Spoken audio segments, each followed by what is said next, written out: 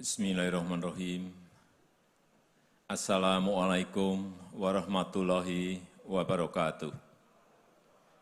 Selamat sore, salam sejahtera bagi kita semuanya. Om Swastiastu, Namo Buddhaya, salam kebajikan. Yang saya hormati para pimpinan lembaga-lembaga negara yang hadir, yang saya hormati para menteri, Kabinet Indonesia Maju, hadir bersama saya, Pak Menko Perekonomian, Menteri Sekretaris Negara, Menteri Perdagangan, Menteri Investasi, yang saya hormati Gubernur Sulawesi Tenggara, beserta Ibu Wakil Wali Kota Kendari, yang saya hormati Panglima TNI yang juga hadir bersama saya sore hari ini, seluruh Forkompinda yang hadir, yang saya hormati Ketua Umum Kadin Indonesia beserta seluruh jajaran pengurus Kadin Pusat dan juga seluruh ketua Kadin dari Sabang sampai Merauke, dari Miangas sampai Pulau Rote yang hadir pada sore hari ini, serta para peserta Munas ke-8 Kadin se-Indonesia di Kota Kendari, Provinsi Sulawesi Tenggara, Bapak Ibu hadirin dan undangan yang berbahagia. Saat-saat ini adalah saat yang sangat sulit, saat yang tidak mudah bagi dunia usaha, bagi ekonomi kita maupun ekonomi global. Betul-betul sangat sulit dan tidak gampang menyelesaikan persoalan karena tidak hanya satu soal urusan ekonomi, tetapi juga urusan kesehatan. Dan apalagi dalam minggu-minggu terakhir ini ada lonjakan yang sangat tinggi di dalam penyebaran COVID-19 di negara kita Indonesia. Kita tahu yang lonjakannya eksponensial beberapa bulan yang lalu adalah India. India pernah di 2020 berada di angka 50.000 kasus aktif per hari. Kemudian turun menjadi 9.000 kasus per hari. Dan di akhir Januari, awal Februari naik eksponensial dari 9.000 menjadi 370.000 per hari. Lompatan yang sangat eksponensial sekali. Dan saat ini India sudah anjlok lagi turun menjadi 50.000 kasus per hari. Kita belajar dari sana. Tanya Pak Menteri Kesehatan bulan Januari, telepon Menteri Kesehatan India.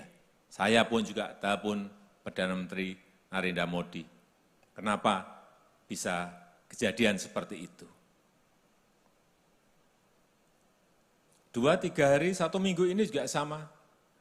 Di negara lain juga lompatan eksponensial terjadi di Inggris, di UK, kemudian di Israel yang sebetulnya sudah turun, kemudian melompat lagi. Israel sudah turun, vaksinasinya sudah lebih dari 70%, naik lagi. Australia baru 2-3 hari ini di Sydney juga lockdown karena juga kenaikannya yang sangat tinggi. Oleh sebab itu, saya mengajak betul-betul kita semuanya hati-hati. Jangan lengah. Semuanya harus waspada. Jangan hanya berbicara ekonomi, tapi tidak melihat kesehatan. Tapi juga jangan hanya melihat kesehatan, tapi tidak melihat ekonomi. Dua-duanya ini harus berjalan beriringan. Coba kita lihat perkembangan kasus aktif di Indonesia. Kita saat Januari, kita telepon India, kita belajar dari sana. Pada saat itu Februari, kasus kita awal Februari, akhir Januari, kasus kita juga naik sampai 176.000 kasus. 176.000 kasus. Pernah turun di Mei pertengahan, 18 Mei, saya ingat, sudah turun menjadi 87.000 kasus. Sudah turun. Dalam 4 bulan, pelan-pelan turun sampai 87.000. Tetapi begitu ada liburan Lebaran kemarin, plus varian baru, hari ini kita naik melompat 2 kali lipat lebih, menjadi 228.000. Inilah yang saya sampaikan, kita harus hati-hati, kita harus tetap waspada, kita tidak boleh lengah. Harian ini terus kita pelajari. Karena kita tidak bisa bekerja makronya saja, tapi detail mikronya juga harus tahu, angka-angkanya harus tahu. Posisi di mana bergeraknya juga harus kita ikuti. Kemudian perkembangan bed okupansi rate bor nasional. Di pertengahan Januari kita pernah berada di angka 66%. Cukup tinggi saat itu.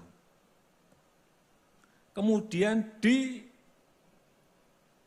Mei pertengahan turun menjadi 28%.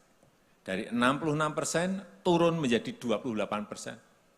Kecil sekali, hampir betul-betul keterisian tempat tidur di rumah sakit itu menjadi sangat kecil.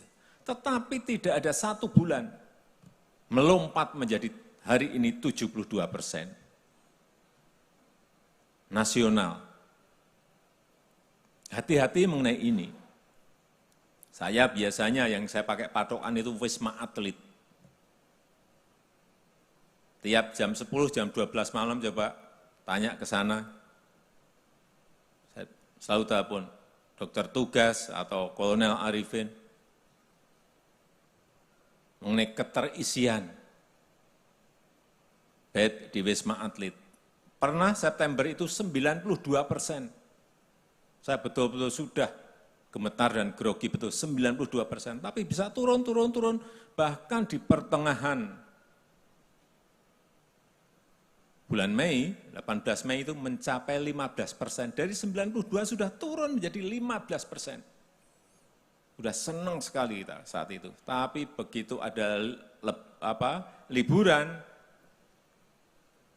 hari ini saya harus ngomong apa adanya, 90%.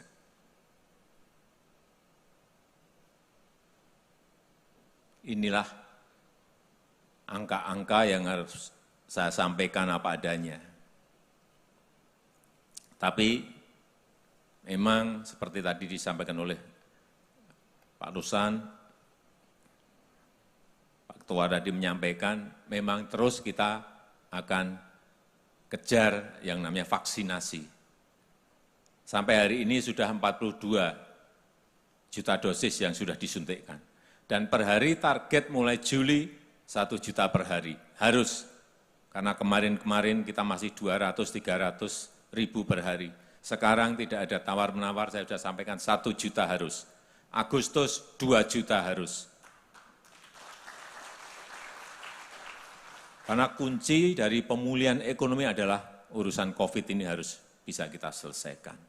Dan kita kalau melihat dunia, 215 negara lebih yang terkena COVID, untuk urusan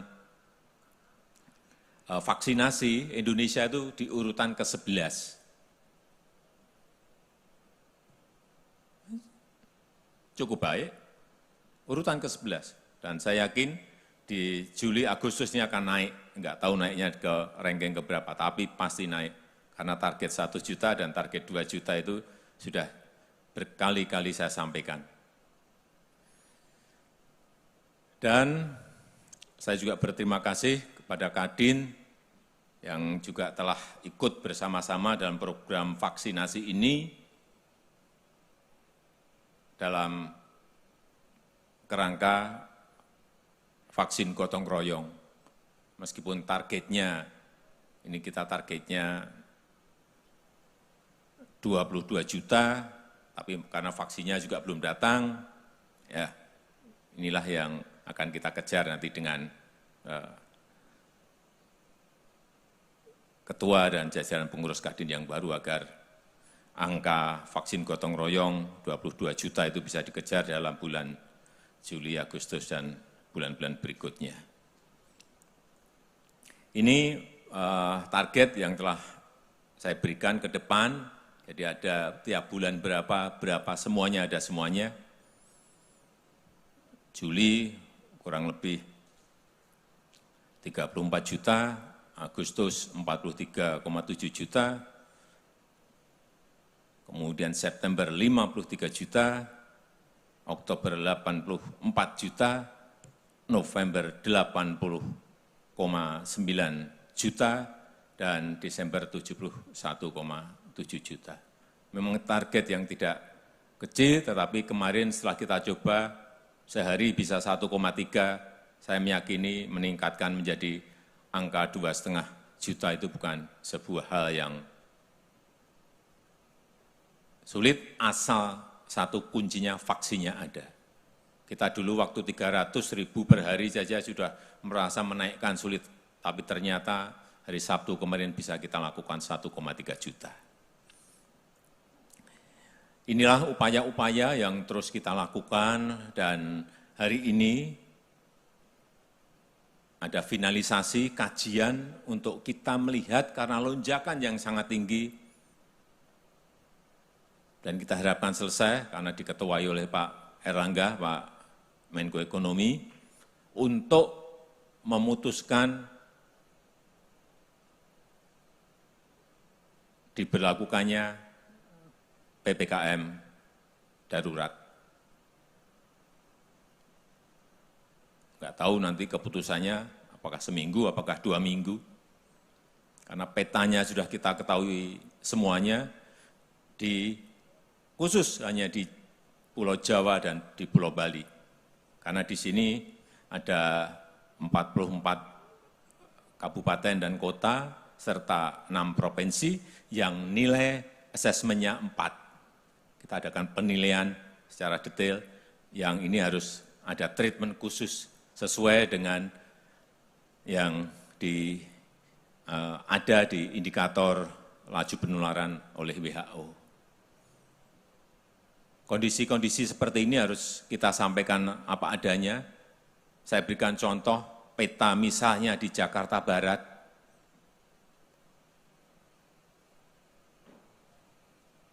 RT, RW, dan kelurahan yang terkena COVID, Bapak, Ibu, saudara-saudara bisa lihat, sudah seperti itu. Sudah seperti itu. Artinya sudah merata. Sehingga memang harus ada sebuah keputusan yang tegas untuk menyelesaikan masalah ini.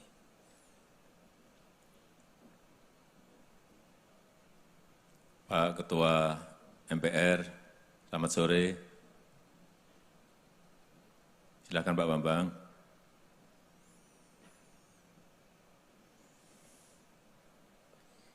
Jadi setelah kita lihat secara detail betul, kenaikan kasus COVID ini selalu berpengaruh kepada indeks kepercayaan konsumen. Selalu. Begitu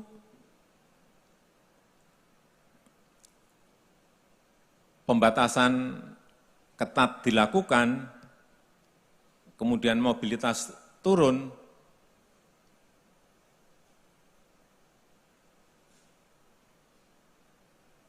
kasusnya ikut turun, misalnya itu indeks kepercayaan konsumen IKK pasti naik. Tetapi begitu kasusnya naik, indeks kepercayaan konsumen pasti selalu turun. Selalu kita lihat seperti itu. Kenaikan kasus juga mempengaruhi indeks penjualan retail. Ini di Indonesia maupun negara lain, misalnya ini di Indonesia dan di Thailand sama. Begitu ada penambahan kasus harian, indeks penjualan retailnya juga mesti turun. Di Thailand pun juga sama. Ada penambahan kasus harian naik, indeks penjualannya pasti turun. Sehingga kunci dari urusan ekonomi yang kita hadapi ini adalah bagaimana COVID ini dikurangi, ditekan, agar hilang dari bumi pertiwi ini. Kalau melihat angka-angka misalnya Purchasing Manager Index untuk manufaktur, dibanding sebelum pandemi sekarang ini berada pada posisi yang tinggi sekali. Sebelum pandemi itu 51, sekarang pada posisi 55,3 di bulan Mei kemarin. Tinggi sekali. Artinya ada optimisme di situ. Sisi supply juga sama. Produksi mulai menggeliat. Ekspor tumbuh 58%. Impor bahan baku tumbuh 79%. Tinggi sekali. Impor barang modal tumbuh 35%. Ini angka-angka seperti ini yang tiap hari, tiap pagi masuk ke saya. Saya enggak pernah sarapan, tapi sarapannya angka-angka. Konsumsi listrik untuk industri juga tumbuh 28%. Ini optimisme ada, tetapi problemnya dari COVID yang belum bisa kita tekan, kita kurangi, dan kita selesaikan. Sisi demand juga sama, sisi permintaan juga sama. Konsumsi terus menguat. Indeks kepercayaan konsumen yang dulu di Februari 85, sekarang sudah 104. 104,4. Mobilitas bulanan, mobility index juga sama. Yang dulu Februari masih -2, sekarang sudah 5,2. Ini optimisme itu ada. Oleh sebab itu, kebijakan PPKM darurat ini mau tidak mau harus kita lakukan karena kondisi-kondisi yang tadi saya sampaikan.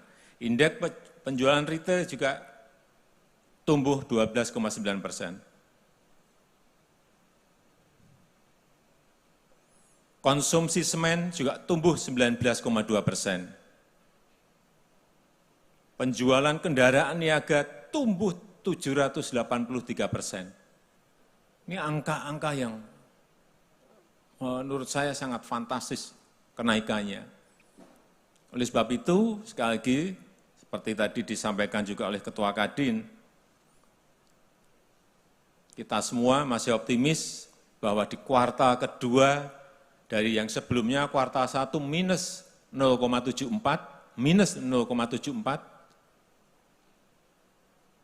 di kuartal kedua kita masih optimis akan tumbuh insya Allah kurang lebih 7%.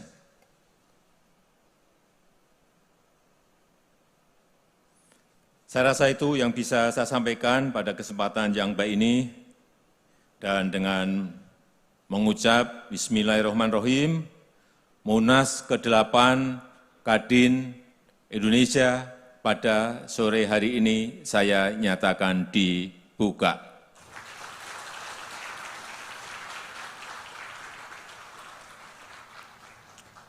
Selamat bermunas, terima kasih. Wassalamualaikum warahmatullahi wabarakatuh.